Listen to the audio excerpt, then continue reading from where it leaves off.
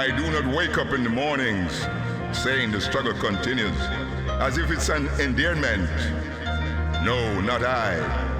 I wake up with intention to struggle against the injustices of the oppressor man, his oppression, bigotry, lawlessness, and to fight for my freedom.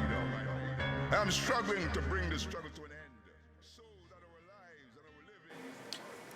Welcome to Reflections. My name is Patrick Tomlinson, and once again, I'm here to be your host and to share with you a very interesting guest who I'm sure you'll find who has some very thoughtful and insightful things to say. With me this evening is Noel Morgan, musician, poet, friend. Welcome, Noel. And thanks for coming. Greetings and thanks for inviting me, Patrick. Yeah. Thanks for coming. Yeah. Noel, you were born in Jamaica. Yes. Is that correct? Yes, I was. Can you tell us a little bit about your early Well, childhood, how you I was born in a little town called Falmouth. It's on the Where's north, Falmouth? North Coast. Coast. You know, on the way to Montego Bay between Ochi and the tourist area. I grew up right there. Very interesting town because it was a seaport. You know, ships from all parts of the world come there for cargo. So I get to meet all different kind of people, Caribbean type people, from Trinidad, and also English sailors, American sailors, different kind of African, European, so forth. And on the road, the tourists coming in between Montego Bay to Ochi. And I used to love to go to the movie, so it enlightened me as a little boy. Okay. Did you come from a big family? Tell us a little bit about your Well, family. a matter of fact, my family was the largest family In Falmouth? in Falmouth, Okay. due to my grandfather.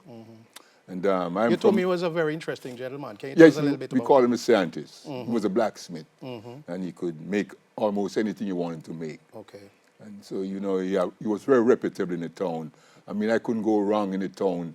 If I do something wrong and somebody hold me and they said, "Who are you?" I said, "I'm George Nelson's grandson." They didn't expect that kind of behavior from me and so forth. And that was good. Well, I was from a sibling of 11 of us. 11. How 11 many of boys us. and 6 boys, 5 girls. I was the second, so I raised a lot of brothers and sisters, and so on. I left home when I was about 18. Okay. Went to the United Kingdom. Okay. So you went to schools, your early education? Yes, my early education really didn't go further. Basic. I left school when I was 13 years old. I left school when I was 13 years old. I didn't go back. Most of the things I was self-taught by meeting people.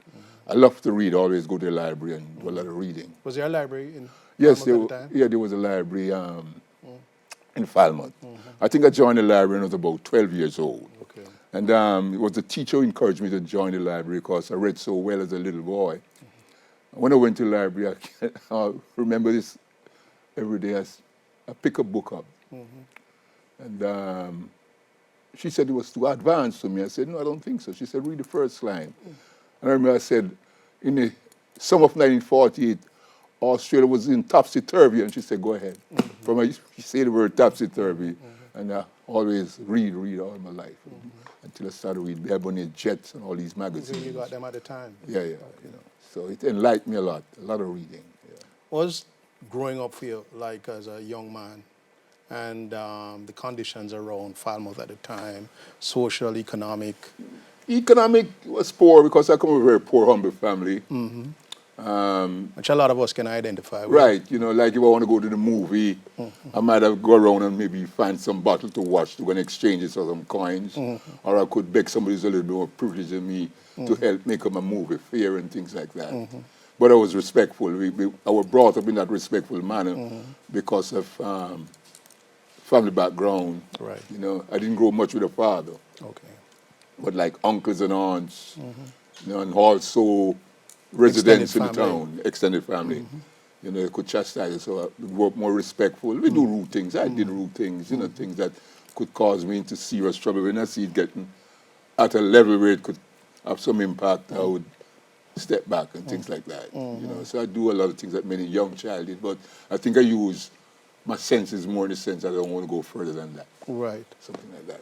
Right.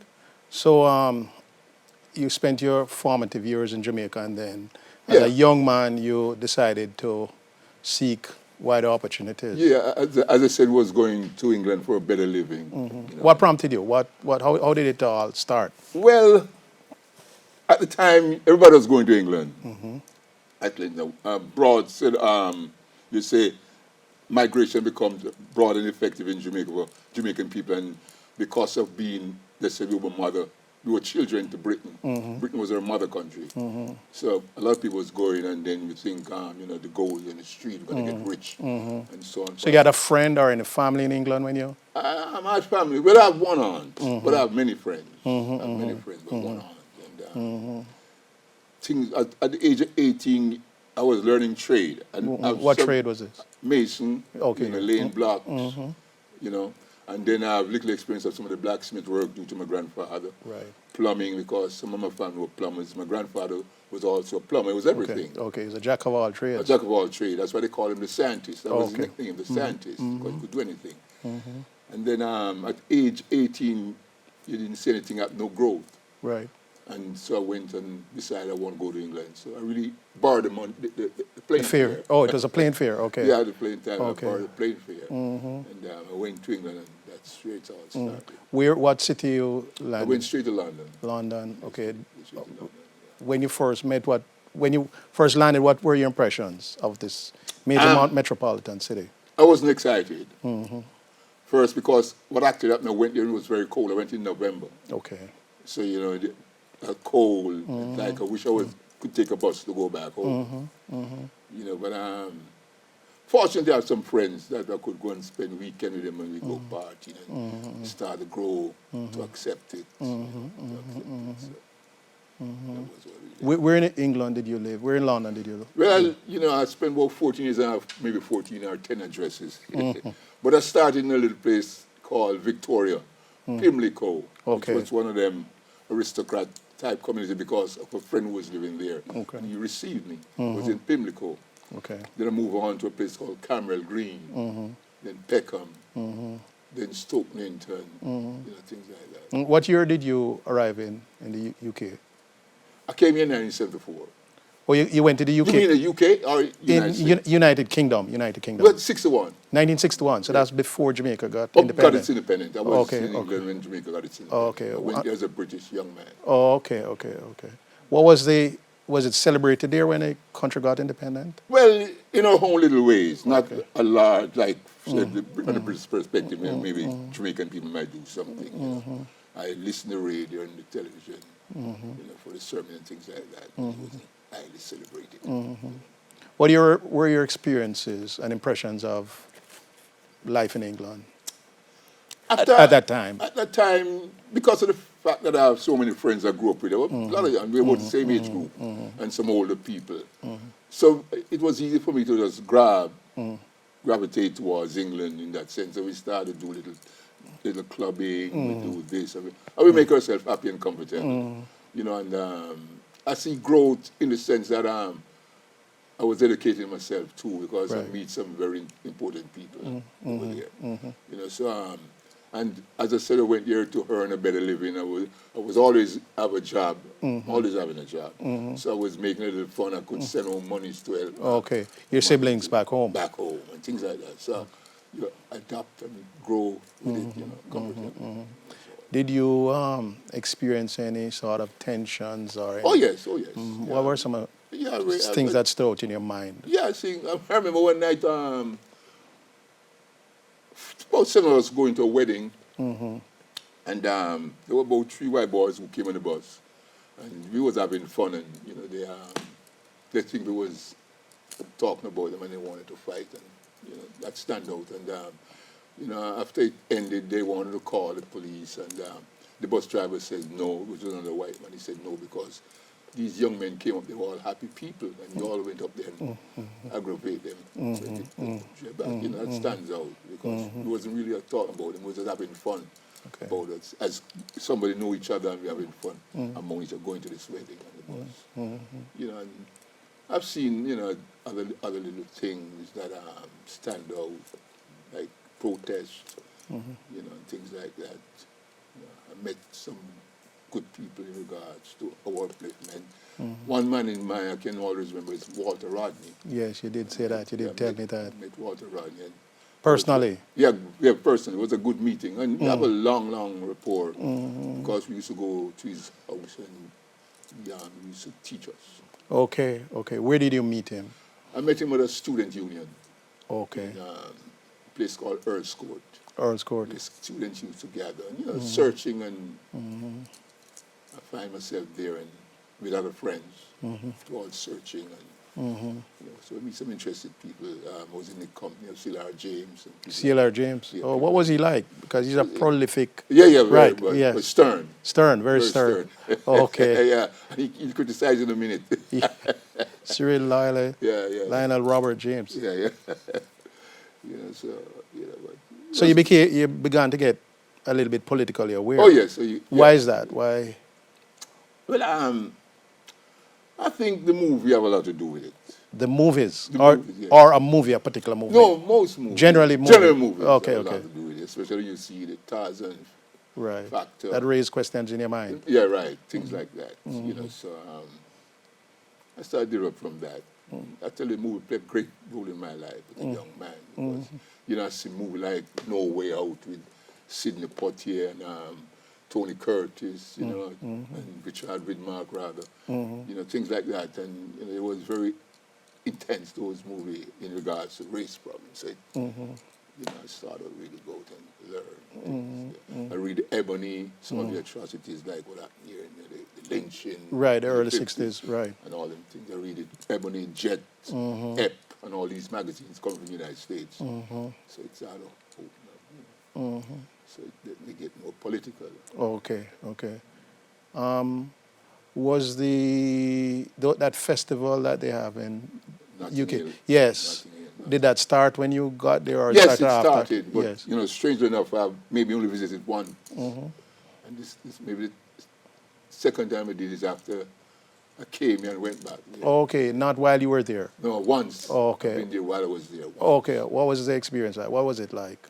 To me, it was catastrophic because this time when I went there, I didn't like the pull in the street and the crowd, you know, things like that. I didn't really enjoy that, so that's why I didn't go back. Oh, okay. So you said you started to become politically aware, and you started interacting with Dr. Rodney. Was it a large gathering? Oh, yes. Yeah. Large gathering, we do a lot of things together. Matter of fact, we one of the things we used to do really was to go to Speaker's Corner, place Hyde Park. Okay, what is that about? Tell us a little bit about It Speaker's was Corner. a plot, maybe a acre or so you get there. You can go there and say anything you like to say, you know. So they call it Speaker's Corner. Like they would say here, you have free speech. And so what we actually used to do was to go to his home and learn about Africa. And, you know, things like, because it was very prolific in African history. Very Okay, strong. okay. He used to teach us these things, and we go to the park and he's going to express himself. And, we'll ask some serious questions to really enlighten the crowd, the impact Africa on the world. You know.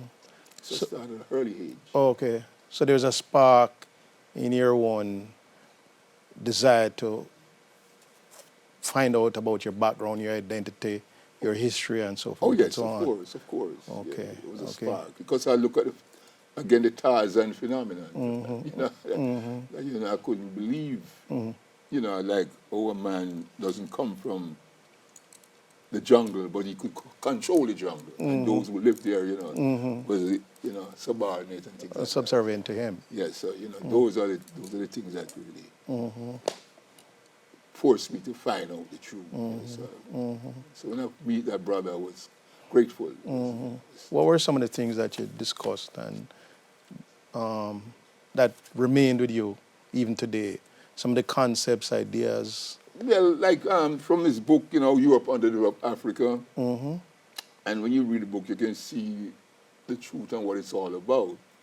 And some It's a remarkable book. yeah, very remarkable book. And you would say we discussed the growth and how we're going to become a global phenomenon When they say we, what you mean? Who you mean? Well, People of color? color Yes. grouping, you know, we always, because we used to meet maybe every Sunday, maybe in somebody's kitchen or living room or bedroom, because, you know, in England, it was a bedroom society. Right. Most people only have one room. Right. You know? I think you're telling me where, you know, somebody left and went to work. Yes. I think you're telling me, and then somebody came in and slept in that bed, Well, and then when he left, another. you know, things like that. It was I've never experienced that, That, really. but Somebody else might have, but it happened. Yeah. It's not far from the truth. Right, it's not far from the truth. Okay. But it was as a bedroom society, and I said something you go into somebody's bedroom, a bedroom and a living room. You know, All in one. all in one. So, you know, sometime on a Sunday, it might be somebody kitchen, you know, somebody living room, bedroom, and we sit and we discuss and go from place to place. And I remember in 1965, we had an anniversary for Paul Bogle, Okay. Moran Bay Rebellion. And, Right. you know, we do some Because, okay, research. that was 1865 where it actually happened. Yeah. So 1965, a centenary. Definitely. Okay. You know, we do some research and bring up a night's program. He was involved. Dr. Rodney? Yeah, and his brother. You know, Oh, you had a brother too? Eddie. Oh, he was Yeah. talking about his family 11 also. Oh, Yeah, okay. yeah, yeah. Well, I met about 2 of his brothers beside him. Okay. And one we know named Eddie. Yes. Yeah, he was. As a matter of fact, he was part of the Royal Air Force. You know, and we bring that up. So we do a lot of little things. I mean, one time was trying to go to where Ben Bella, this part of Africa, Okay, I think it's Algeria. Algeria. He was trying to take a trip to Algeria. We was planning that well. That was when they had the problems with the French at the time. Yeah, yeah. And we didn't get to go because during the time that's when they have the coup. Okay. And Boumediene. You know, so we didn't get to go. Those are the kind of things we were doing, we were planning.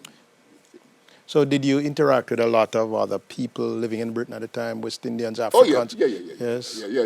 That was something else too. That was something else because the interaction among us Caribbean people was not progressive. Why was that so? You know, you always have the big island, the little island, and things like that. And, That smallness. yeah, Jamaicans don't like Trinidad, and Trinidad don't like Jamaica. And things of that forth. Came in the way. That Yeah. was in the way of us as a people. Right. And what's so sad is that the BPZ, I personally think, promoted in the sense that When you say BPZ, the what you BBC, mean? BBC. yeah, Okay, the British Broadcasting yeah, Corporation. they have a program, a documentary, and Charles Zayat, which was one of Jamaica's profound actor at the time, Right, I remember. and they have a documentary about Caribbean people, and he was like outside the door. They were having a party, and outside the door he stand up, and this European guy said to him, "So why aren't you in that party?" And he said, "You know, Jamaica don't like I'm a Trinidadian, and you know, Jamaica don't like Trinidad, and Trinidad don't like Jamaica." Yeah, it was part of the documentary. So that thing was going on throughout the lifetime, throughout my lifetime there. Funny enough, when I went back, I see the changes. I even wonder how some children say, "I'm half Jamaican, half Grenadian, half Barbadian." I said, when did that happen? You know what I mean? Because publicly it wasn't happening. Okay. If you're going to a factory to work, and there's Jamaican, Trinidad, and whatever, Jamaican is one side by himself, the rest of the islands are among themselves.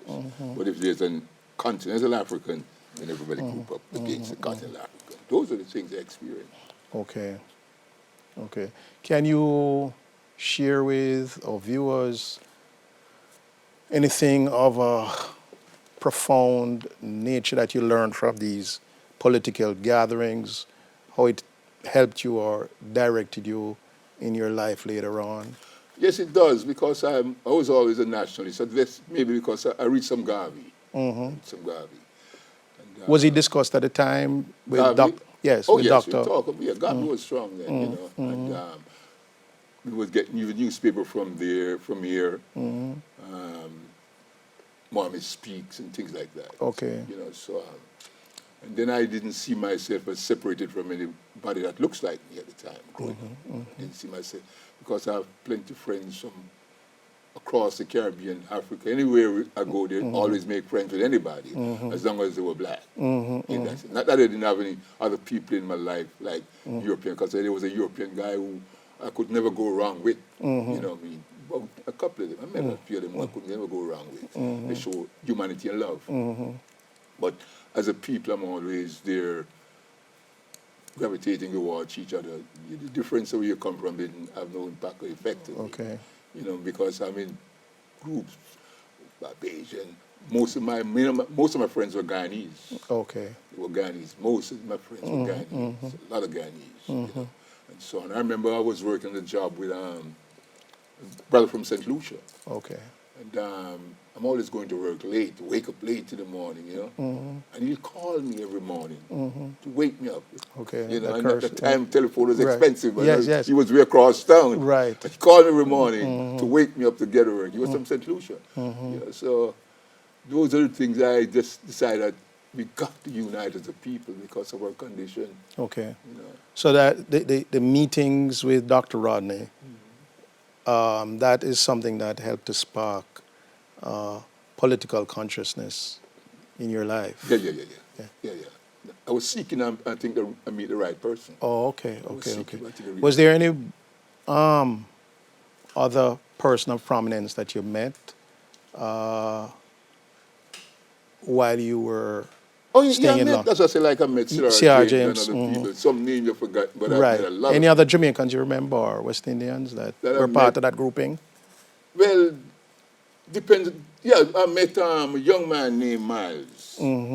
Keith Miles was his name. His Yes. father used to be a druggist in Kingston, West Kingston, Okay. West Street. And he, at the time, he brought a group to England named the YFNL, Youth Forces for National Liberation. He brought it from Jamaica. So he was part of that. I was part of that grouping also. And we interact also with Walter Rodney. Oh, okay. Did the social conditions in the United States, in the South, with Dr. King and Malcolm X and so on, did that impact your Oh, yes. consciousness? Oh, yes. The life in London and the black community? Oh, yes. Yes? In what way? Well, because I was seeing all the footage on television. Oh, you saw news. footage on- Oh, yes, on okay. news and things. Okay. As a matter of fact, at the time, I really didn't think, the we shall overcome, turn your cheek. I didn't believe in that at the time, as a young man. I just think we should fight back. But I was seeing all the footage, everything that went down. Were there any similar incidences or anything close to that In happening? England? Yes, that you can. No, as I said, the only thing I've seen demonstration and I've seen the reaction of European people. I've seen students who demonstrate against a group they used to call, as a matter of fact, it used to be called the National Front. Right. And at the time, we used to have some little problems with them. Okay. And I've seen young Englishmen or students who demonstrate against that behavior and they were beaten up by other British people, things like that. I've seen all that. So how long you spent in London, the UK? 14 years. 14 years. Yeah. So that took you to what year? 1974. 1974 was when you really decided to, To come here. yes, to change location. What prompted you? What was the spark that, was it economic, political? No, it wasn't economic. I would say Better opportunities or? not even. I think it could be my life in that sense. Oh, It the wasn't trajectory of Yeah, life. it wasn't going to where it's supposed to go. And Okay. the love of my life and that thing. But I didn't really plan was to come here as the time I came. Oh, to reside. I planned to come and look Okay. and visit Okay. and go back. Right. And from that, But- spend another maybe 20 years, right? and then it's so happened, as I said, my personal life have a lot to do with, so I just said, forget it, and You decided to put down roots here. yeah, and I'm sort of glad, because this is a Mecca, and I advanced more, this is where I get my PhD. Okay, in life, in the In University life. of Life, like many of us. Yeah, so, I really did, when I came here, I was upset. I said, what the hell I left England for? Why is that? What was the Because I contrast? didn't like what I see. Oh, okay. Just coming from Kennedy to Queens, Right. New York, it didn't have no impact or impression on me. Okay. I said, what kind of mistakes I made? But anyway, I stayed, and I'm glad I did. Okay. You know, and, because I grew more. Right. I grew more, much and faster. Okay. Because it's happening here. Yes, yes. So, you said you came here in 1974. I know you are very much steeped in music. You love music. You're a philosopher, poet. I've heard some of the amazing things you have done. If you were to leave with our viewers a thought that you'd like to share with them, to maybe point them in a direction, to share your experience so that it can be usefully utilized, what is one or two thoughts that you'd like to? First, I'd say research your life and the story about life, and not only about you, but other people also. Do that, research that well, and don't forget the children. Right. The children must grow up with you. Once you're growing right, they must grow up right, that they can understand. Because children they're like sponges; they absorb. So once you start doing writing and implant the same thing in them, be honest in life and deal fairly. We have some human worth. Because things are happening out there. It's sad. That For example, what would you say? Briefly, as we're coming to the end. Even some of these murders in the streets. Some of these murders in the streets that is happening to African people shouldn't have been. Okay. Things like that. So the first thing you have to do is to get your head together. Because what happened really out there is that they dangle money. And what money said, money is greed and power. And it distracts you. But the first thing is build humanity and love inside of you. And the rest will go ahead. Because you only have one life to live in it. Live it happy and comfortable. Money will have to go. You'll have to leave it behind. Yes, absolutely. Well, Brother Noel, those are very wise words to leave with us.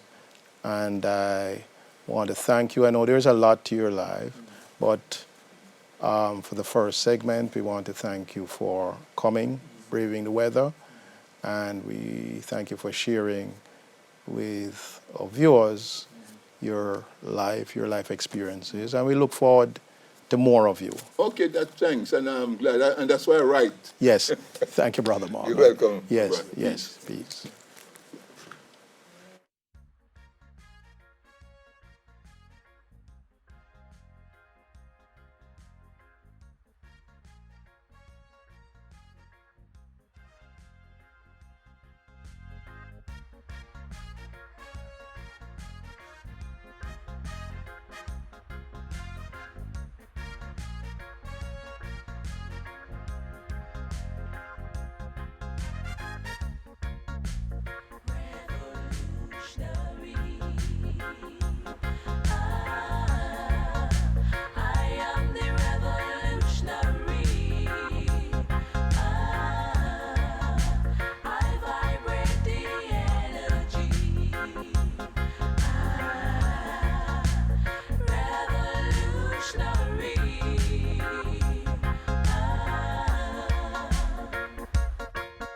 I am a revolutionary with a courageous heart beating in my chest, as small as an acorn nut, but big and strong as a strong oak tree.